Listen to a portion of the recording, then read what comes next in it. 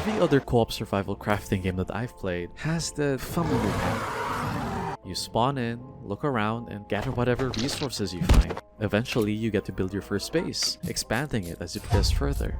And all of this happens as we learn how to adapt to the world. Survival at its core.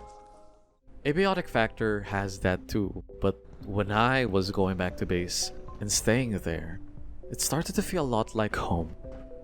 I mean, sure, I could build these amazing structures in Valheim, or these underwater bases in Subnautica, or a cabin in a cannibal-ridden forest in, well, the forest. Maybe I could even search for the perfect spot in the long dark, or maybe I could even look for a reliable gun in Project Zomboid to replicate the sense of comfort. But it doesn't really last long enough, and I feel like it strangles me at times when I just want to catch a breath. And grinding toward the next progression, the next goal, the next destination, it all asks the time I have to keep moving forward. Nope. But Abiotic Factor slows it down for me. It lets me notice how much this place, this quiet little spot in the facility, becomes homey, earned, and a place just to stay for a little while longer. And that sense of comfort, that moment where I can stand on my own corner and feel at peace, breathing it all in, that's what Abiotic Factor pulls off better than any of them. The dozens of survival games that I've played are without a doubt absolute bangers, but we're able to find that one game throughout the massive sea of survival games, giving you that itching sensation like, alright, you got me, damn. Then I need to play this game, and I absolutely have to drag someone with me. It's just like, once you see the tags co-op survival crafting, you know you're gonna lose a lot of time with this one, especially when you have someone who's just as crazy enough about it, as unhinged as you are to vibe along with your fuckery, and unemployed enough to share their hours, days, or even weeks with you. Yeah, I'll clean up my own one. What the hell even is grass anymore?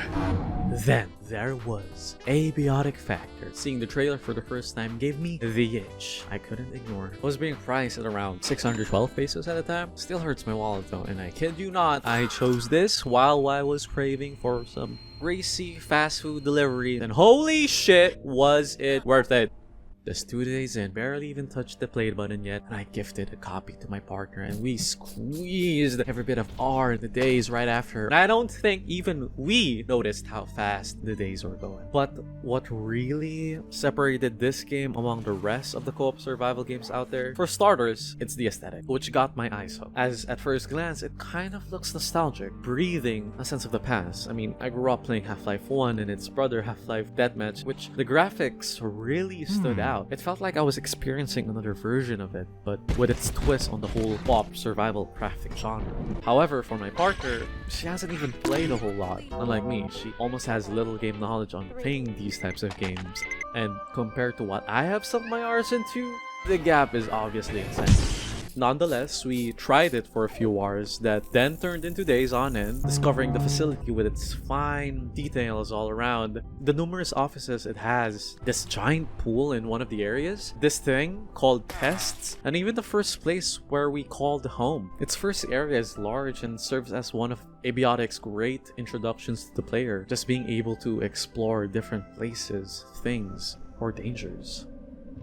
And when you bring someone along with you, that place becomes a home far from home. I remember a moment where my partner started hoarding these soups, then going as far as labeling them, organizing them in a way that seems odd, but at the moment, there was a certain peace to it, and it felt wholesome just to watch her do her thing. Then there's the mechanics, how you can easily dismantle and craft stuff. It has these general beats that in this game is not only essential but also adds its own defining charm. Like when placing structures, you need a screwdriver first to even build it, or how the wiring lets you connect to these electrical structures. And then there's how to handle the food and water situation. When finding food became from scavenging drawers to cooking these aliens up, giving that additional edge in immersion. And from drinking water in a sink to chugging it straight from the fucking pool. And that day, my dumbass learned how to take a moment and read, because drinking from this game's pool water is bad and will definitely make you sick if you don't boil it. It literally warns me for a split second and it allows me. Why?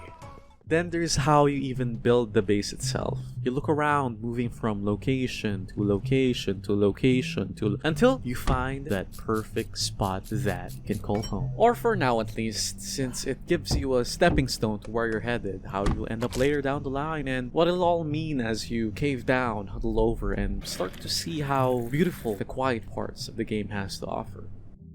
While I was gathering materials, I stumbled across a scene so insignificant at first, but as I stopped and just looked at it, it became something etched in my mind. The stillness of how our base looked now from what it once was, with the addition of decorations, the upgrades of our structures, the weapons and gear we even put on display, and the abundance of food and water we had. We almost had everything. But then I saw her, and there it was.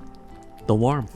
The progress we made was there, right in front of us, now more than ever. But seeing her there with everything else, it's everything. When we first spawned in, my partner and I were so lost on what to do. I first went into the restroom, trying to find anything that could help us, but nothing. Just a bunch of meds, a bunch of sinks, and a bunch of toilets. And on her side, she kind of stood still for a moment, not realizing that this is the game. This is where we're supposed to survive, to look for a way out. I mean, sure, we didn't know that it was just another store section, but the place feels like it was trying to get a hold of us. After a while, we discovered the vent to go into, then discovered our first alien, the carbuncle, which latched onto her like a frog catching its fly, and oh my god, was she panicking so much! Then going toward her, there was a stomp button that you could easily kill the carbuncle. So I did. She isn't really accustomed to PC games yet at the time, and this being one of her first times playing a game like this, everything seemed so scary to her. Anyway, moving on, we then discovered an area where we first encountered Pests. It was easy to take one of them down, but for a lot of them to gang up on you was brutal, especially when you're just starting out. And for my partner, she was already having a hard time, having to take one out for a couple of minutes to say the least. But we pushed on anyway, discovering the kitchen and how the base building worked, and even discovering a lonesome ice cream inside a freezer. Now that we were able to have this small space for a little while, it gave us so much time to check up on each other and how to keep pushing forward in this tutorial. Then, after a while, we found the next and seemingly the last objective, to help this poor sucker get in cafeteria. So we gathered materials to craft this thing, and when we plugged it in, we were greeted by one of the most dangerous aliens in the early game, the peccary.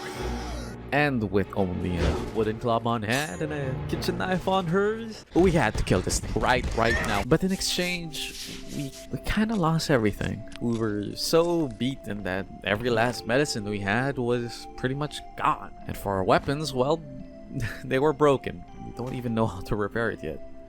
Then the introduction ends, leaving us to figure it all out on our own. The sudden turn from being handheld to now relying on our full instincts is character defining, and I am hooked. But to my partner, well, I'd better eat soon. she's overwhelmed, and for her to take the next step forward, it seemed almost impossible. And seeing her be in that state, well, I need to be there for her. You see this turn in a bunch of very similar games too, as it doesn't just affect how you see the situation you're in, but those around you as well. And shank you in the fucking face. Giving us a glimpse of the sort of comfort that could possibly grow within these walls, although it may be a fraction of what's to come.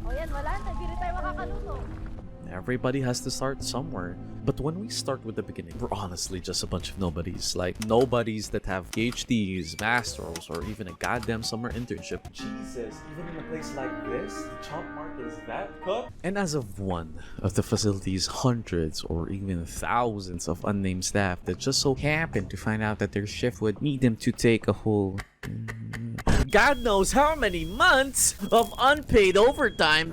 Maybe eating cooked alien meat beats worth 10 times as much anyway. However, the route to surviving is a slow and tedious climb, especially from this crumbling place. From hoarding whatever scrap you or anyone else could find to piece together enough parts to craft a makeshift crossbow. Oh, by the way, your rubber band balls and pens or belts are scarce as fuck? Seriously? This place? And this only fuels us toward finding our own source of light. And no, it's not the environment's light, because as you soon find out, it's not infinite as you might imagine, because this place gets dark. So having that light source, even if it's just an office lamp, we felt a sense of safety. And this builds a sense of urgency because of how slow the process feels. You and everyone else have to pull their own weight just so that we could all stay afloat. And that's more than enough traction to start building these routines of survival. The perseverance, the repetition, the endless grind, from resources to food to water to XP and to whatever you or anyone else needs. You name it, you'll find it, and eventually you'll get it. It took us plenty of hours to get to a point where it all felt like working around the clock. But it worked. We started planning on what to get, what to do next, and what to do right after. The constant planning, taking initiative to follow right after. All that time spent just so we can build the safety of our walls higher and higher.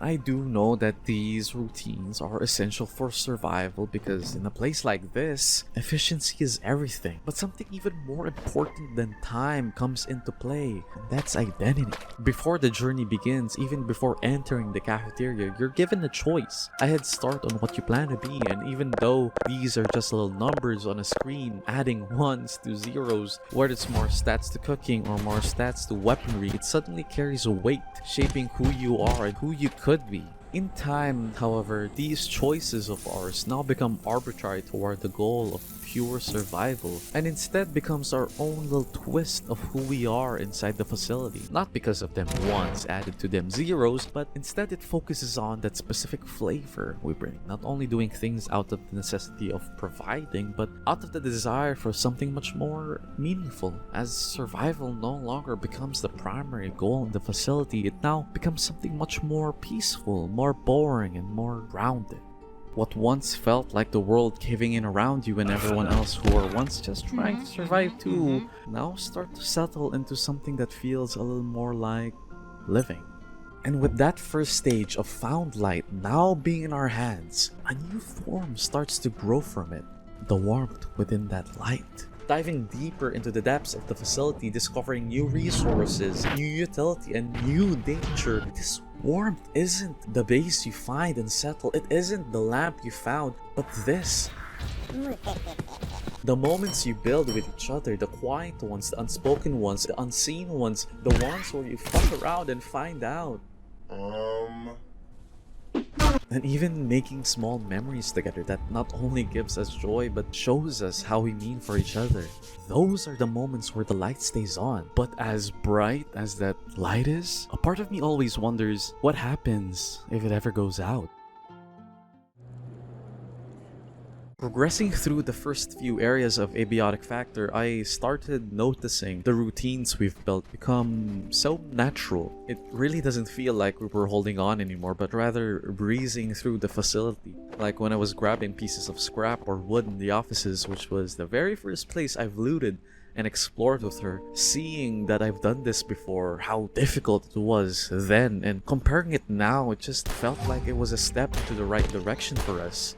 And when we wanted to build something like a better bed or an upgrade for the workbench, it wasn't to advance or something, but to make it easier for us moving forward. There was also this one time when she told me that she was grabbing pens for me so that I could craft it into my throwing darts. I didn't ask her to do so, but she went for it anyway, simply just because. And as far as the pacing of this game,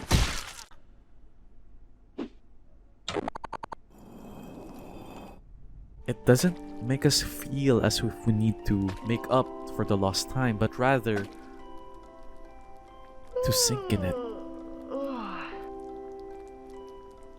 There was this time that I remember so clearly that my partner was hinting that she wanted to find ice cream. I know, it's a small kind of moment. It even felt like she was just talking to herself, but she wanted it specifically after eating that ice cream we found. It felt like it was a very rare food in the game, being alone in the freezer and everything.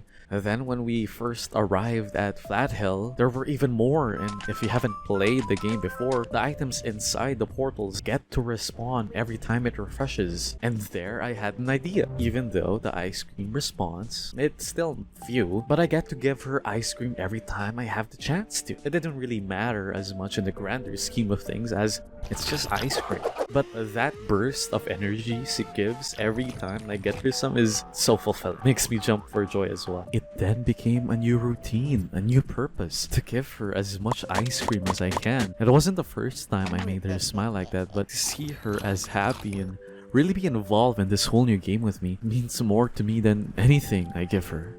It felt natural to do so, and with all the time I've spent running back and forth, it became important to me just so that I get to see her, be her. Well, of course, it wasn't just always me doing these small acts of service, it was also her. As every time I get her a bucket of ice cream, I'm then always greeted with a root beer float in return. At first, she started finding this cantrip called root beer and mixes it with the ice cream I gave her. And this small act of hers gave me a kind of comfort that the game never really taught us to make. It's subtle, quiet even. But to me, it was the start of everything. Surviving the facility's crumbling condition, hunting these alien monsters, and even dying sometimes. That wasn't it anymore, it was this. I remember when we were starting out in our base, she gathered every alien meat she could cut up to cook and feed to the both of us without giving any second thought, be it small, big, or outright disturbing. She'd place it on a stove and start cooking. And when she figured out how to make soups, I now start noticing that she's taking extra time preparing, figuring out which soup's best or what adventure we're about to take. I didn't even ask her to do all of this, she just did so all by herself, and before you know it, our shelves were stacked with soup and even labeled with what they give. And it felt very personal to me that she really tailored it for the both of us. In similar games like this, sharing meals is just the bare minimum to survive and progress onward, to build a thriving community. But in Abiotic Factor, I sometimes don't feel like progressing forward. Instead, I get to live in the moment, enjoy every bit of it. It isn't the fact that it was an amazing dish that boosts a lot of my skills, it's the thought of it that matters most, making me feel seen and safe around her. There was also this one time when she asked me to get these ingredients for her so that she could start on her soup ventures. I started picking on what she needed and what her main ingredients were, studying her workflow. I don't think I can hold on much longer. Then I was able to stuff everything inside the fridge near her station, all fully stacked to her recipes. It made surviving easier, and I slowly started noticing how it made living with her much more beautiful. The game's loop wasn't about what we needed anymore, but about what we gave to each other, and even more so, why. And boy, oh boy, was it none other than Manufacturing West that tested us. If you didn't know, this place, Manufacturing, is where you get to meet the worker. And these bunch of sickos don't fuck around, as them just looking at the corner of their eye, they will start blasting you into pieces. But Manufacturing was different, as the enemies now are more inclined to kill you on sight than to eat you, cause what the fuck? Nonetheless, we planned our route to Manufacturing. Not expecting them to show up, we didn't plan enough meds for the journey, as we thought we'd only be fighting the other alien monsters. So there, we were getting holed up in an area, bleeding, dying, almost running out of bullets. Surely we had to turn back and replan it all, but she got down. And at this point, there are only two things I could do. Leave her be, let her respawn at full health and everything, or go back and save her. But being the goblin that I am, Nandun isang portion lang. Panoodin mo siya! shout out to my friends, of course.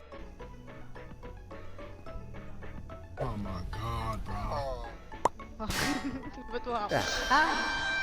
I instinctively brushed it off, but I hesitated to leave her. It didn't feel right. And as I look back at her, I see the progress of everything we've done. I know this is just the survival aspect of it all. I know she'll respawn and come back to this place. I know this is just part of it. Dying. But when surviving is no longer the priority, then I don't want her to die as just another loop. At that moment, you feel as if they were there, barely hanging on to their life. And as we were able to escape through the tram, a moment of silence. A shared peace surrounded us, looming that we fucking made it out there.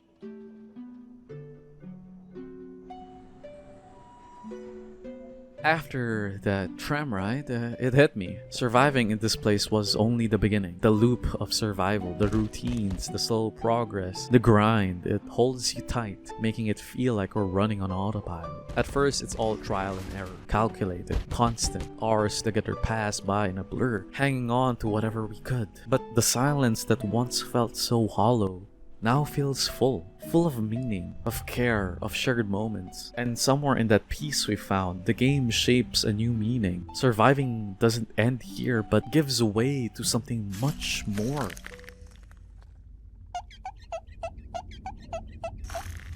To live through it all together. These routines were no longer a large cog that we've built so that we could survive this place, but instead an instinct for us to keep going, to keep on giving that ice cream before, or to serve soup every adventure. I start to embrace the warmth of this place, and as I pause, looking at her, she and I have made it all this way, and with all the memories we've made, be it the most mundane thing or to the most life-threatening episode, I wouldn't want to live any other way than with her.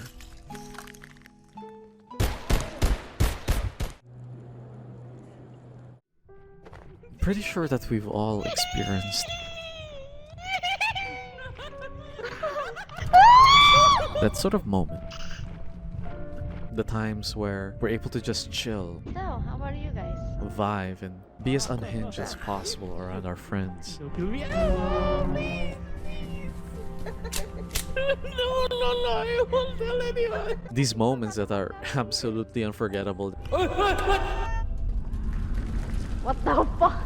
that even after all these years, Thank you, GG's boys. Hello. a girl? Oh my god, is that a girl? How much for one gamer girl foot massage? If everybody's built different and you're not built different, you're technically built different. I don't like this game! You're still able to recall them long after it's over. We cherish them as we carry them throughout our lives, some even shaping who we are and who we become in these worlds. It all starts with the laughs that stay with us the longest. The craziest.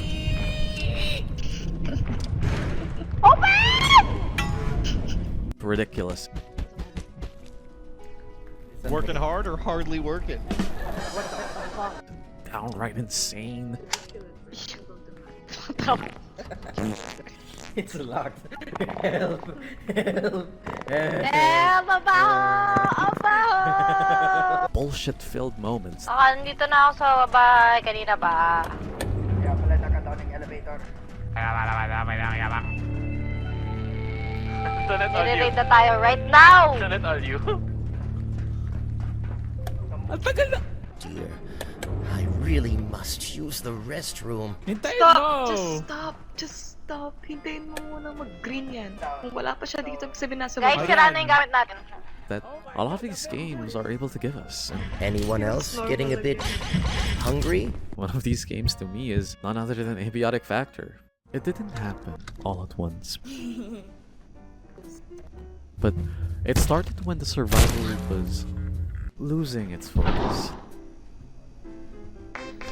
Like when I was testing out our defenses, only to accidentally stab one of us. Sorry. Or when one of us was screaming for help, Oh my god, guys. Guys! only to be greeted by Masa siya? Masa siya? this. Kabila dito. Surprise, motherfucker!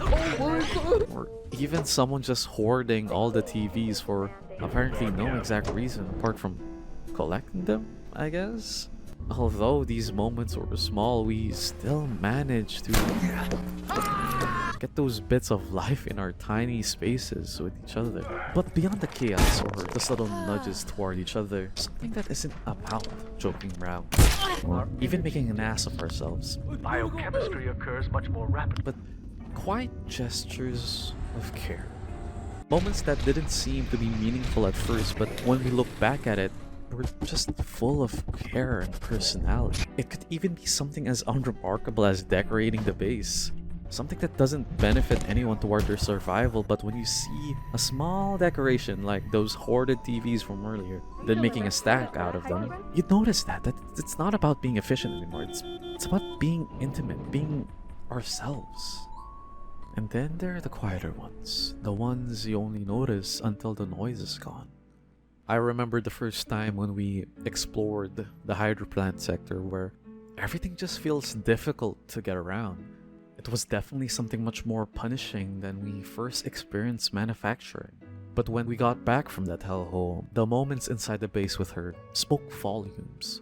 It was these moments that made the warmth inside the base feel like a home far from home. And afterwards, a soup or two and a quick recharge, then back we go all over again. A loop that just feels right, especially with what I've been through with her. It made me think not just about the moments we remember, but who makes them stay with us. Sure, we're still able to focus on the survival aspect of the game, progressing on and unfolding what it has in store for us, but it gives us these opportunities of being ourselves. And these moments pass like a sudden sting. When they hit, they leave a mark that you either notice or brush off. But all the same, you have a hint of what it felt like to be in that time and place where everything felt right. Until one day, you realize it meant something. These times of absurdity, of immense joy, of wounding grief, of absolute chaos, or of mundane peacefulness, these connect us far more than we are able to explain to ourselves. And maybe that's what everything we've been through really is all about. Not the loudest, but the moments that don't ask to be remembered, and when we do, we remember it as fondly as the day we experienced it. But when these moments stay behind, piling up, what is it all for? And with everything I've been through, what will I do when it lets me go? I don't know. But right now, I remember. And I feel like that's enough. Although, eventually, we all need to ask ourselves, was it all worth it? While we progressed through the facility, living day in and day out, figuring out all the little bits and pieces of this world, it felt peaceful. Logging in, waiting for her to join right after, then hearing the base hum to life. No rush to do anything at all. And seeing all the new places, all the exciting things, finding them, crafting them, even putting it up on display at times, or maybe even just blasting through the enemies and collecting their loot. It was a peaceful life. But of course, all things have an end. And this is no exception. And as I sit and wait for my partner to arrive, I stared at our base, looking at every bit of detail. From the leaning tower TVs, the labeled soup shelves, the dozens of melted ice cream I gathered, and with the handful of paintings and furniture she brought from our adventures, everything just made sense to where we are now. We've finished a lot of the game's story and exploration, the loot, the weapons, and the gear, and even the whole lot of enemies. Now what? What do you even do when there's nothing left to do? When she returned, we kinda sat for a while looking at the different things we've accomplished. And as we finally came to a full circle of our base, we paused for a second looking at each other, like we had the same thought, and without skipping a beat, we shared our last soup meal together, our last root beer together, and as we finally went to our beds, she left first and I followed. I didn't know that was the last time we'd play like that, not for a long while at least. But of course, like any long session of any game we leave behind, I kinda wanna get back and see where we left off, and so I did. The base felt the same as we once left it, but without the tension of leaving. It felt like an empty home, and even though the lights were still on, no one was really home. It didn't feel right to stay, so I moved around, looked at everything we left behind, and it all felt stuck in time. Then the first thing I noticed missing was her. The warmth we've built is no longer there. The way the pots start to fizzle when it's done cooking are all but gone. And the soups she left on the shelves just sit in silence, waiting to be consumed. Sure, I could just call her and ask her to get on the game, but I didn't, and I guess it didn't matter.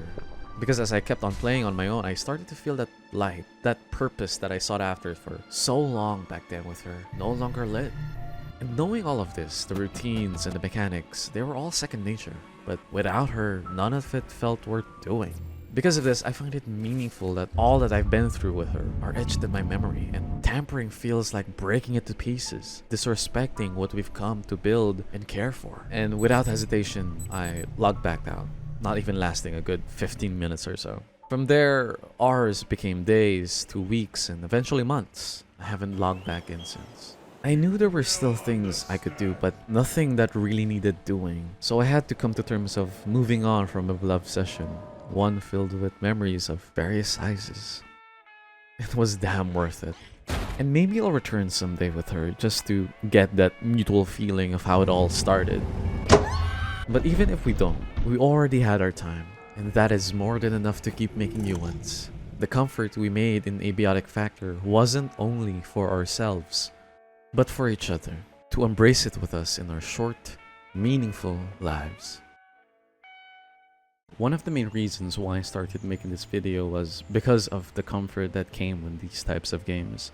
And it was Abiotic Factor that nudged me to even share this in the first place. And even though I wasn't able to record those moments, I still want it to be remembered in a way that feels close to heart.